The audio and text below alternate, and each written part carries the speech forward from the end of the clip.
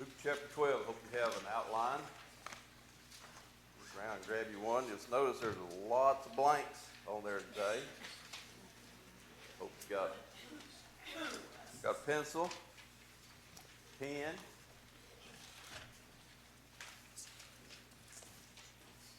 I'm kind of prone to run through some of them and forget them, so if you need me to repeat any of the blanks, we'll do that.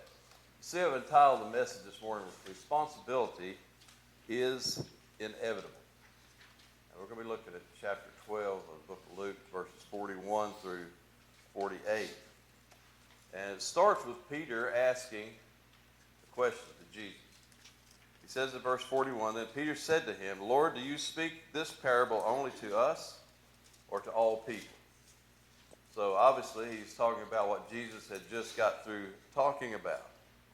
And Jesus, you back up and look at some of the other things. For instance, he says in verse 37, Blessed are those servants whom the master, when he comes, will find watching. Surely I say to you that he will gird himself and have them sit down to eat, and will come and serve them. And if he should come in the second watch, or come in the third watch, and find them so, blessed are those servants. Verse 39, but know this, that if the master of the house had known what hour the thief would come, he would have watched and not allowed his house to be broken into. Therefore you also be ready, for the Son of Man is coming at an hour you do not expect. And Peter says, Lord, are you talking of this to us or to all the other people as well?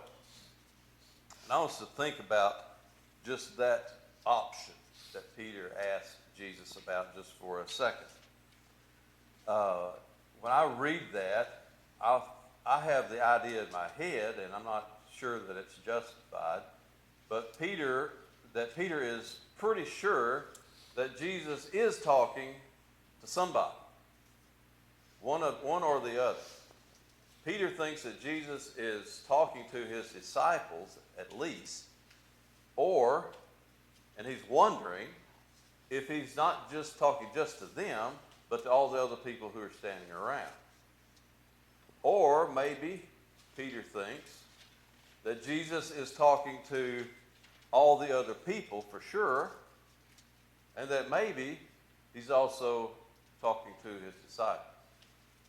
Now, that's the feeling that I get when I read this, that Peter's just not out in the dark as to that Jesus is talking to somebody. And he thinks he knows at least one group that he's talking to. Now, which one of those groups it is, I don't know. And maybe Peter's unsure about both of them. I'm not sure. But it depends on what version you read. I'm reading the New King James this morning, and it states like this: Lord, do you speak this parable only to us or to all people? But that kind of leads me to think that Peter's pretty sure he's talking to them, but doesn't know for sure about the others. But I can understand how you could not necessarily see that or look at it that way, and it may not be that way. But Peter asks the question, and Jesus answers it, sort of. He doesn't answer it in two words, I'm talking to you, or I'm talking to them, or I'm talking to both of them. He doesn't answer it that way. He answers by telling another story, another parable. It's a parable that the teaching point that he ends with in verse 48, we are all familiar with. I'm sure you've heard it in other scenarios other than church. You probably have heard it in your life at some point or another. But the saying, the phrase, the way it's worded generally comes from this text. So let's look at what Jesus answers. We'll kind of talk about this a little bit as we read through it. So Peter asks a question, then in verse 42, the Lord answers. He says this: Who then is that faithful and wise steward, whom his master will make ruler over his household, to give them their portion of food in due season? Jesus asks a question about who this steward is. Now, in this verse, you can find a three-tiered group of people, a hierarchy, you might say, of responsibility. First of all, there is the master. The master would be, in this case, at the top. He's the owner of the household, owner of the farm, owner of the ranch, whatever it is. And this owner, this master, has hired or delegated responsibility to someone, in my version calls it a steward. All right, yours just may have a manager or whatever the case is. But there is someone there that's called a steward, that he's given responsibility to. Now, what is it about this steward, this particular steward, that leads the master to give him the job? You get any hints from that verse? Are y'all awake? He's faithful and wise. He's looking for people to make stewards over his possessions that are first wise. They have wisdom. And secondly, they're faithful. Faithful to carry out his task. And I'm sure there are other things that he considers, but those two it names for us. So here's the master. He finds a steward who is faithful and wise, and he gives him this job to take care of this third group of people who are the low men on the totem pole. They're the servants. They're the workers. He takes care of them. He feeds them. He sees that they have work to do, sees that they do the work, and so forth. So you got this three-tiered system there. The master, steward, and the household. Verse 43. Blessed is that servant whom his man, this would be the steward in that case. Blessed is that servant or steward whom his master will find so doing when he comes. So he's saying that the steward who is actually doing his job and is faithful to do his job, and the master comes up and comes home and he sees him and he can tell the job has been done. He can tell that he's fulfilling his task efficiently and properly. What does he say? He will make him, verse 44, he will make him ruler over all that he has. So this tells us something that you see in real life. If someone is given responsibility and they are faithful to do that task and do it responsibly and do it well, guess what happens? They move up the ladder, don't they? They are given other opportunities. And generally with those other opportunities comes what? More money, more responsibility, and more money. The pay increases. So here we see this happening. But in verse 45, he gives a but. But if that servant or that steward says in his heart, my master is delaying his coming, and begins to treat the male and female servants, to beat them, and to eat and drink and be drunk. So here in verse 45, we see that something has happened. Either the master has done a poor job of picking a steward, or somewhere along the line in this steward's life, he has a bad turn of events. He decides life is not worth living this way. He's going to live and drink and be merry because, what's it say, tomorrow we die. I'm just going to live for myself, grab all I can get, and forget the master. He's not here. I'll worry about him when I see him coming. If, Jesus says in this parable, if the steward begins to behave in this way, then in verse 46, the master of that steward will come on a day when he is not looking for him, and at an hour when he is not aware, and will cut him in two, and appoint his portion with the unbelievers. Now, this is a gruesome punishment, isn't it? All right, now maybe Jesus means this, if this is literally what would have happened, and maybe so, but I think at least the idea is that he's going to be punished severely. He's going to lose his job, he's going to be cast out, all this kind of stuff. But cut him in two, he said. I will suggest to you that there are two things he lists here. And in real life, we don't look at it this way all the time, but in reality, being cut in two is the least of the two. Because the second one says he will cast them out with the unbelievers. He will be considered an unbeliever. And if you consider the spiritual dimension of my life and of your life, that is far worse than getting a beating. It's to be recognized as an unbeliever. Verse 47. And that servant who knew his master's will and did not prepare himself to do according to his will shall be beaten with many stripes. The key word there is many. Actually, the key thought there too. He knew his master's will and did not do it. He knew what he's supposed to be doing, and he didn't do it. He says he'll be beaten with many stripes.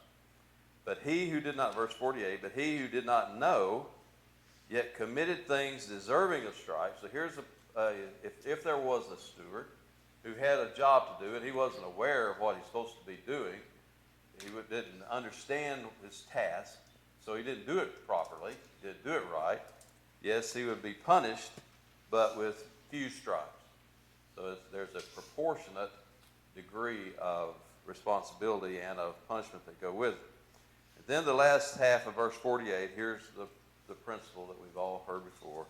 For everyone to whom much is given, from him much will be required.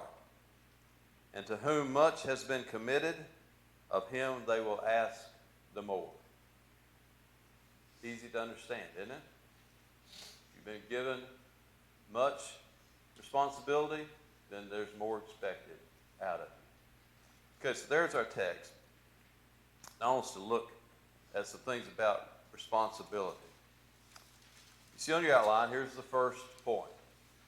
There are responsibilities in your life, there are responsibilities in my life that you never asked for. But you got. You have responsibilities that you never asked for them, but they are up on you. You are laden with it. That happens just because you were born.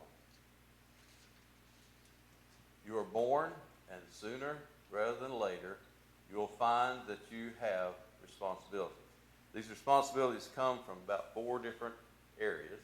I'm going to give you at least four of them. Some of them are more weighty than others. The first one is this: they're given to you by God and His Word. You are born, and sooner or later, you will discover that being born comes from responsibilities laid up on you from God. You have responsibilities to behave morally, and you're responsible to God for your moral behavior. You might want to steal, but God says, "Thou shalt not steal." You might want to be an atheist, or neglect God, or ignore God, or hate God, and yet God holds you responsible to honor Him, to worship your Creator. You are born with those responsibilities. And those responsibilities begin to come and show themselves, make themselves known to you at an early age. To some extent, they are written upon your heart. As you grow, there are some things you just know are wrong, because God has written them upon your conscience. It's not just a matter of the society that you live in. It doesn't matter any of those things. They are written upon your heart. So you find yourself with responsibilities that you never asked for. God gave them to you. He laid them upon you. This past Tuesday night in our New Testament study, we were talking briefly about one of the reasons that the early church was expecting a New Testament was the fact that it was fulfilled the covenant that they got it established with them. Somebody brought out the idea that God made a covenant with His people. But it was not a covenant where each party sits down and hashes out the details. And God says, "I'll do this, you do that," and then you say, "Well, let's change this up a little bit. I'll do this, but not this." It's not like that. This covenant God made, whether you want it or not. Now, it's a covenant that any sane person ought to jump on, ought to be glad for. But we're not sane people. We are fools. And we look at that and just because we don't like it doesn't mean that the covenant is not there, it doesn't exist. First one, you have responsibilities that God has given you that you never asked God for, but they're there. And they will be there your entire life. Second, you have responsibilities that you never asked for that were given to you by your parents. Now these there's a connection between your parents giving you responsibilities and God as well. Because God is, a lot of the time, these responsibilities that look like they're coming from your parents are really coming from God being delegated through your parents. These come as well at an early age. When I was a kid, and I don't remember exactly how this occurred, so I'm going to suggest a scenario to you that some of it I know is not right. But somewhere along the line, when I was 4 or 5 years old, I discovered through the instructions of my parents that I was to make my bed.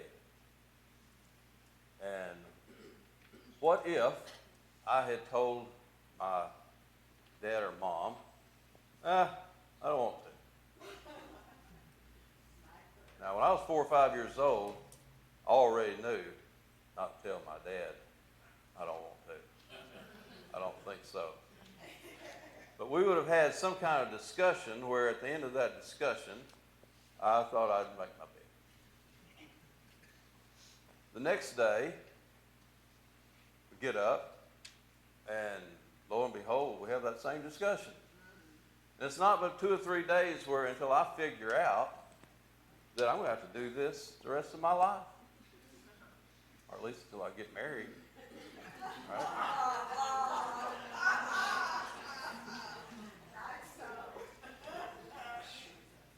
I don't think she's figured that out yet, Cheryl.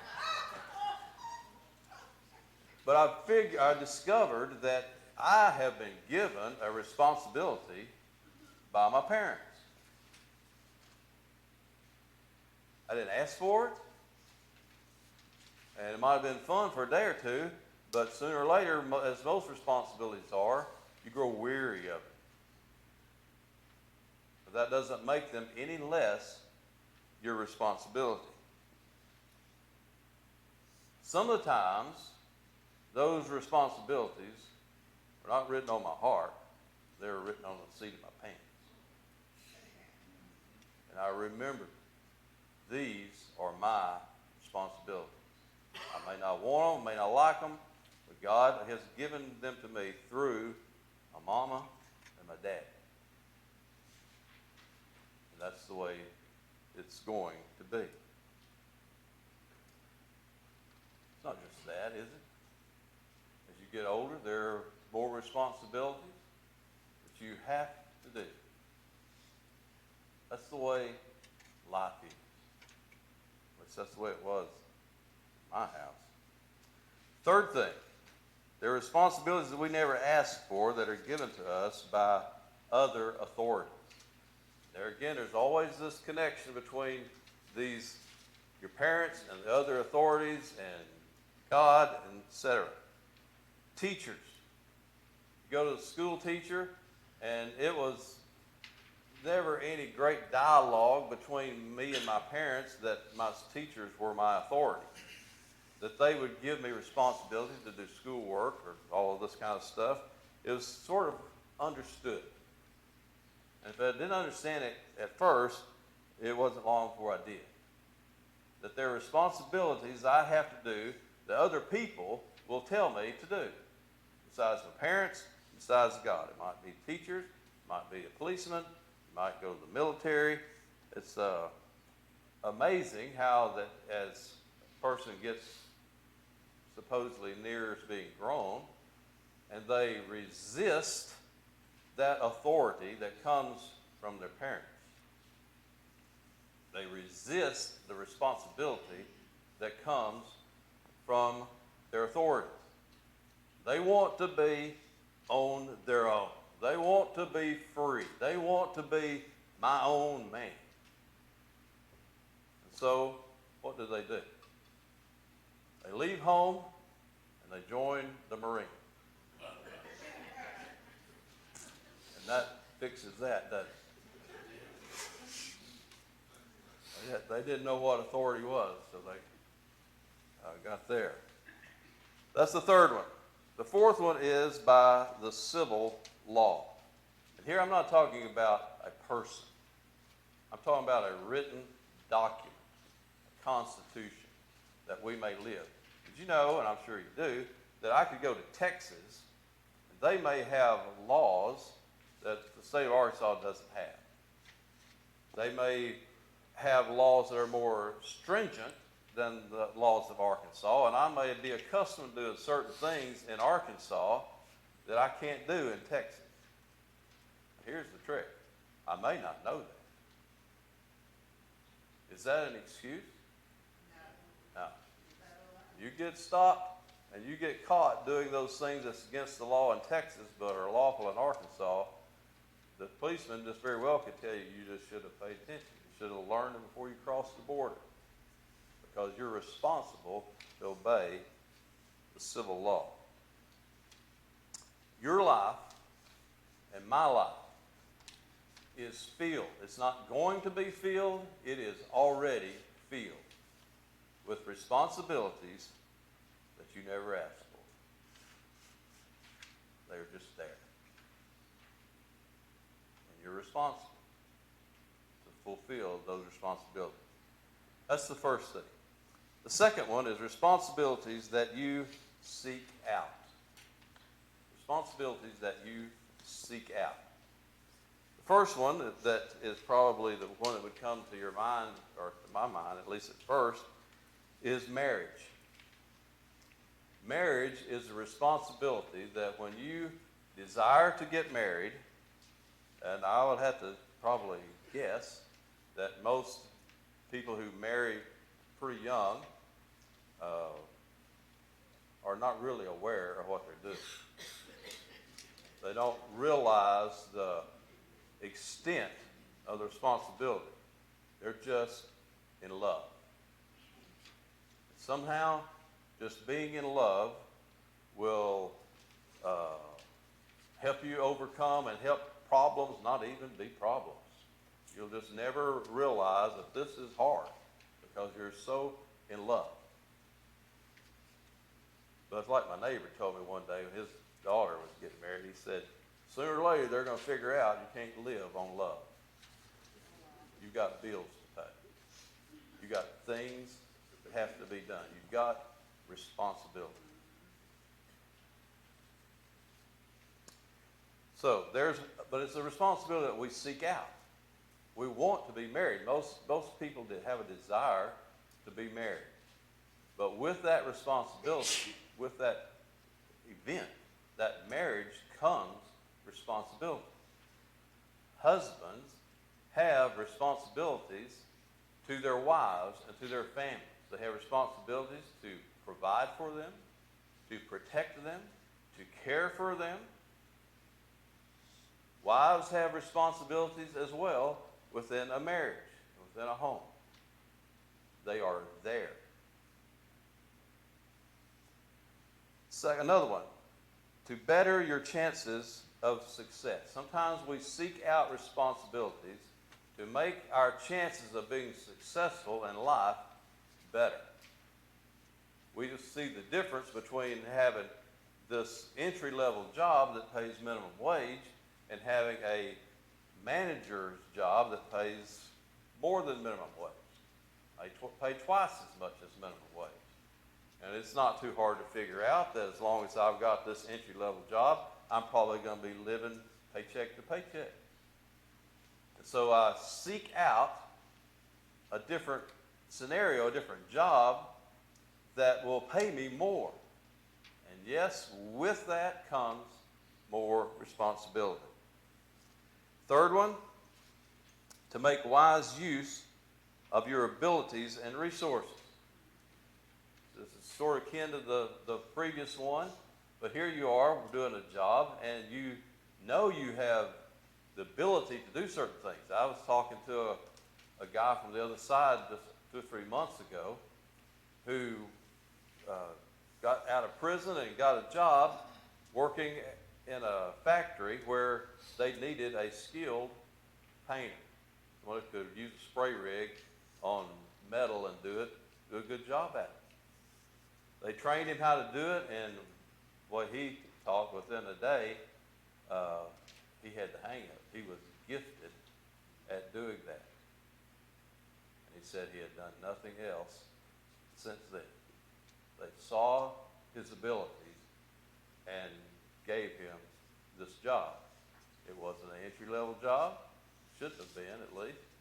It's a job that he had the ability to do, and he recognized that he had the ability, just like his employer had recognized that, and he pursued that because of his abilities.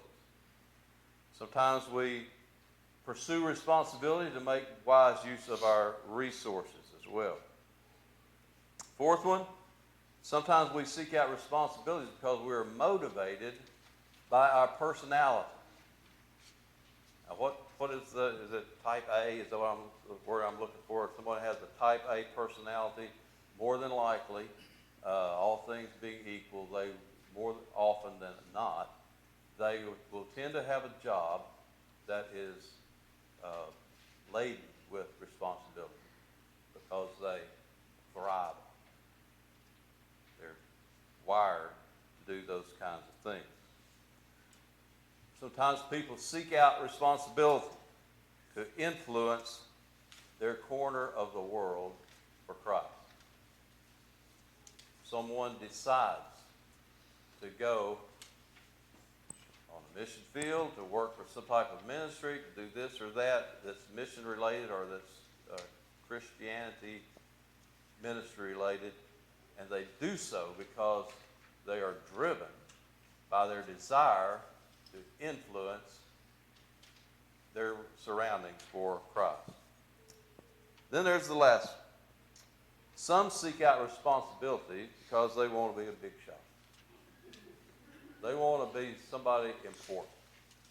They really don't give a rip about the responsibility, of fulfilling the responsibility. What they care about is being recognized as being important, as having some title to their name in this company. Now, here's a question for you. All of you, perhaps, I would imagine everybody in this room, no matter how young that you are, I would imagine that you have thought at some point in your life about things that you're good at, things that you're not so good at. And you perhaps have, it's been considered or suggested to you that maybe when you get grown, you could do this because I can see this in your ability. Or maybe not. All right? Here's the question.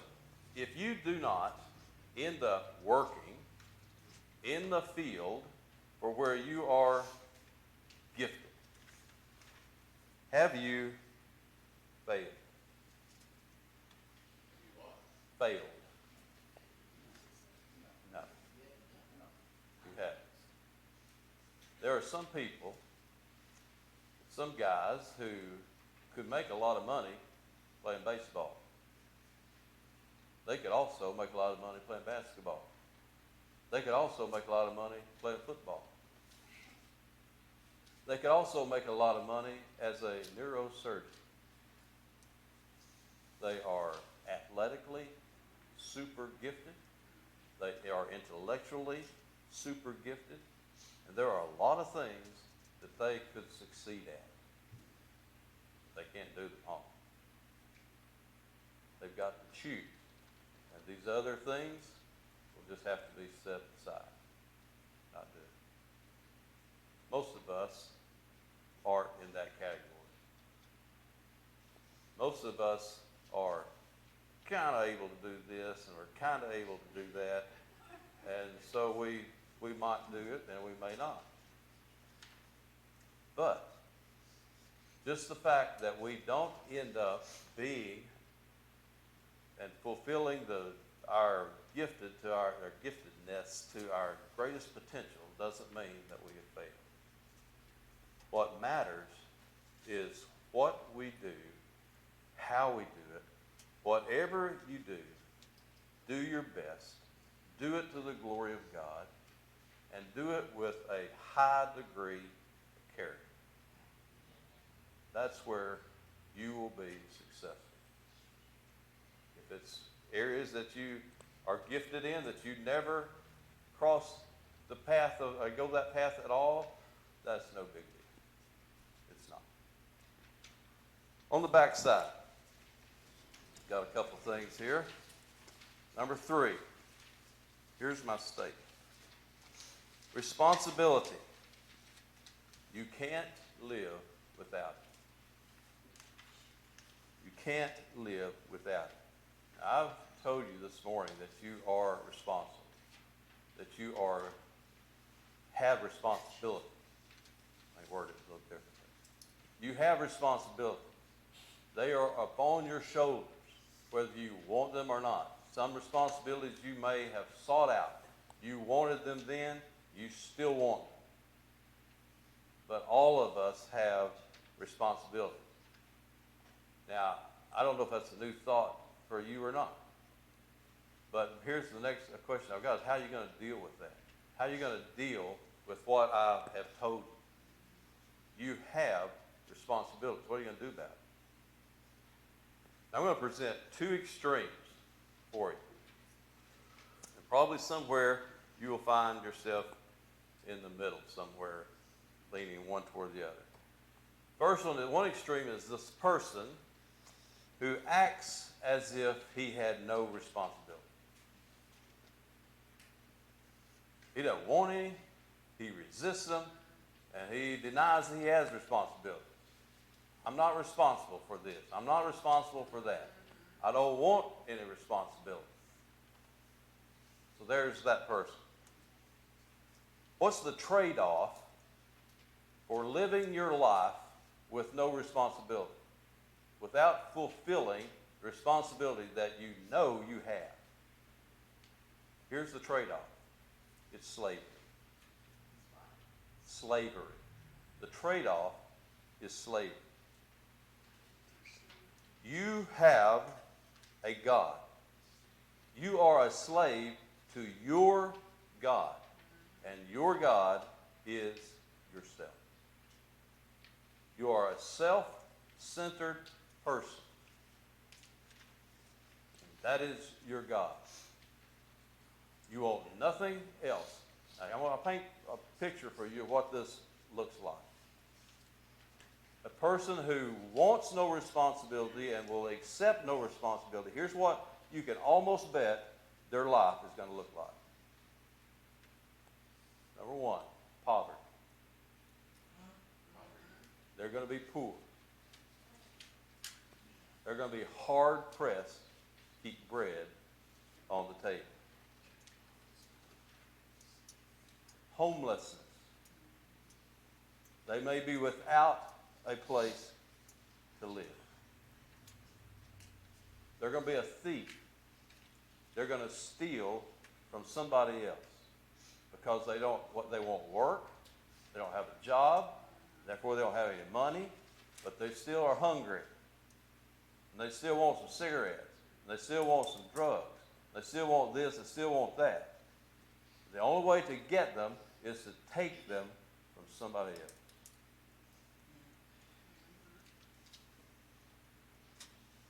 It might be their mom and dad. There's been many a kid, a grown-up, who stole from their parents because they were irresponsible themselves. Lying. It's going to be a life that is filled with lying, with begging, with depression, with anger, with blaming somebody else for your situation. You are the classic victim. It is not my fault that I'm in this situation. It is somebody else's fault.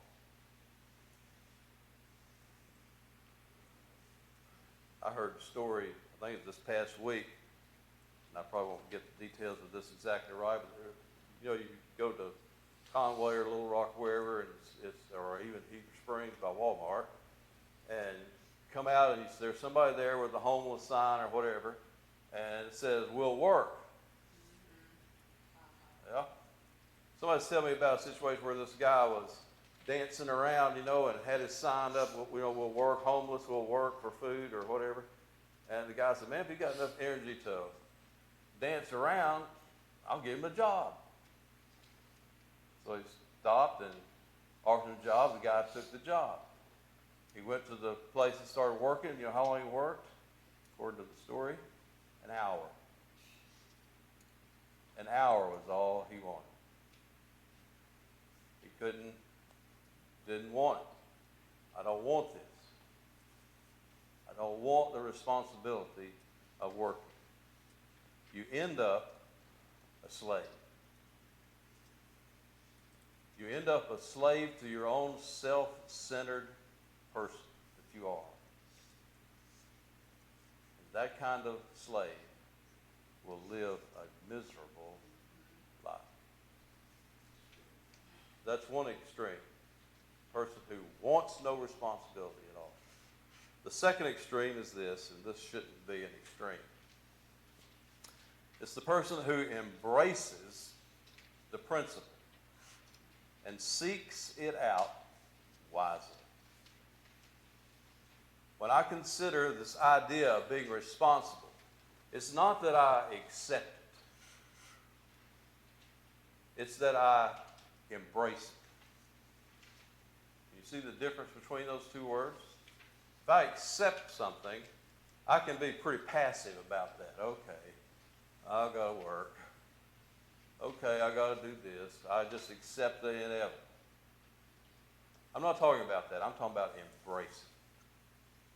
This is life. This is the way God made human beings to function and to live. I embrace that. I seek out responsibility, but seek it out wisely.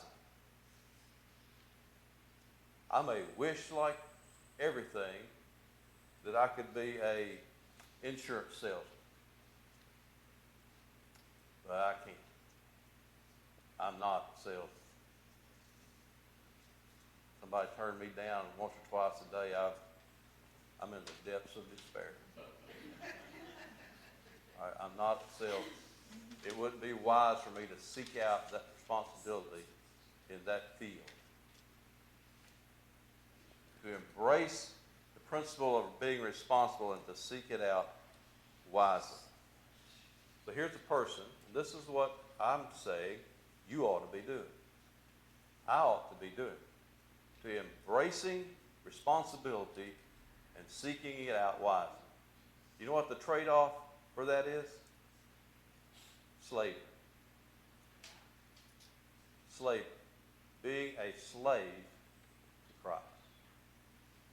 How many times in the New Testament does Paul open his letters by saying, Paul, a servant of Jesus Christ? How did Paul live his life? Do you think he embraced responsibility? Yeah. He embraced it to the tune of 40 stripes minus one several times. He embraced it to the tune of being stoned and left for dead, or being thrown over a wall outside of the city. But here's the end. This person who embraces that responsibility and makes wise decisions about it, here's their life. They're fulfilled. They feel good about their life. And it's because they are doing the right things. It's a life filled with joy. It's a life filled with fruit. Now, I don't mean necessarily that they're going to be a millionaire, but I believe there will be fruit in their life, in their character. They're trustworthy. Their life is a pursuit of character.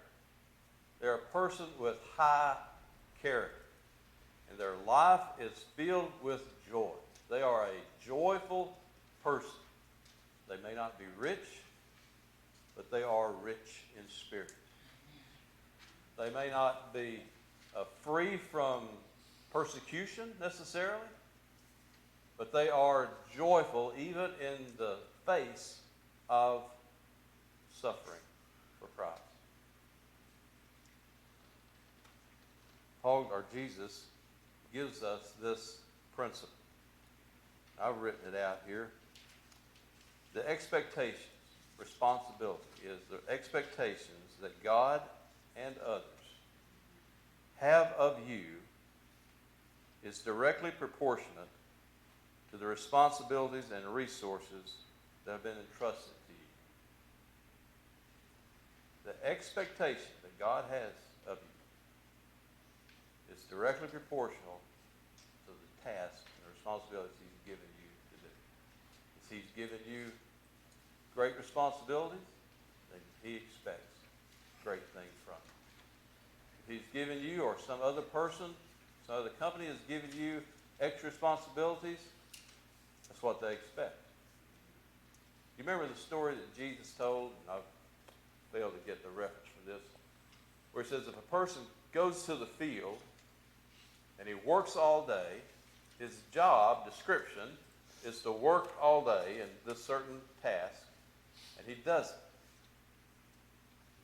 And he comes home, he comes back in, and he's fed, and he eats.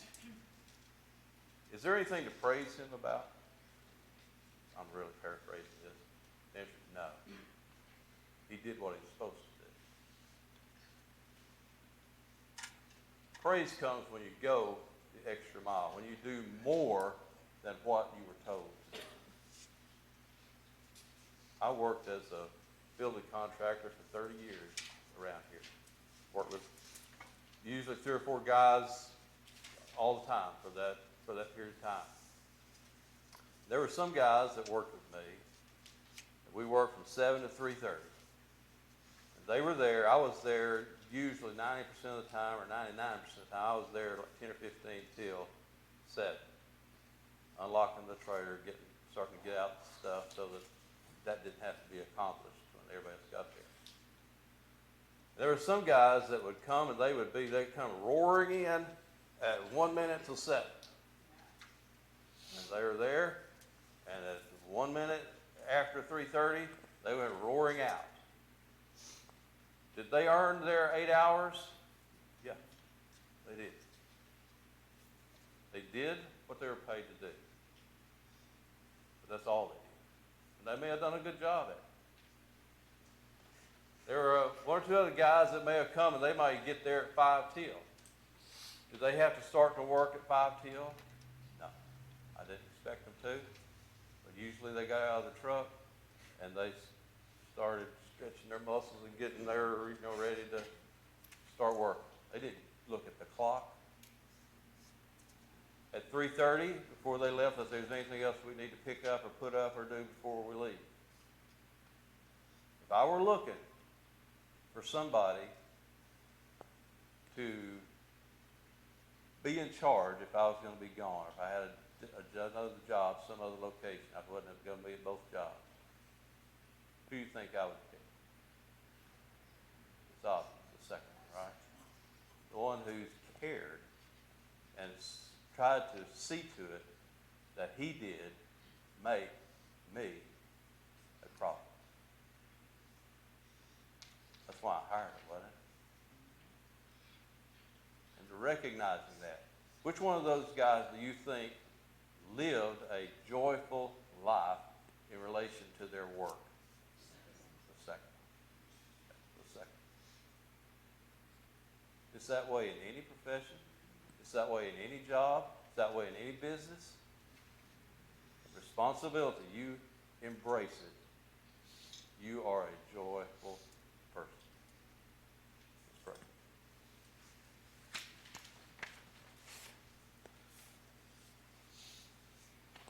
Father, Jesus has taught us some important truths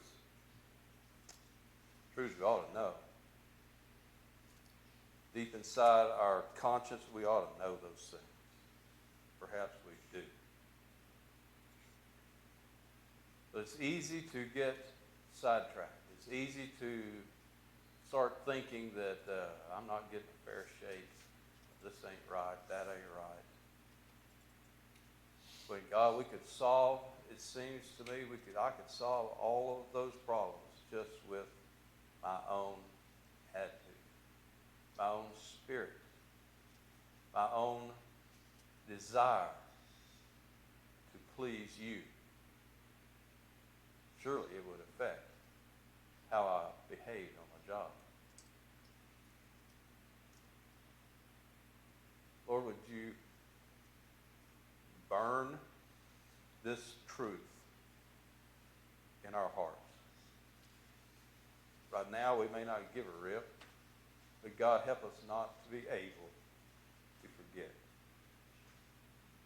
what we've heard today and what Jesus has said. You've been given much, much is expected.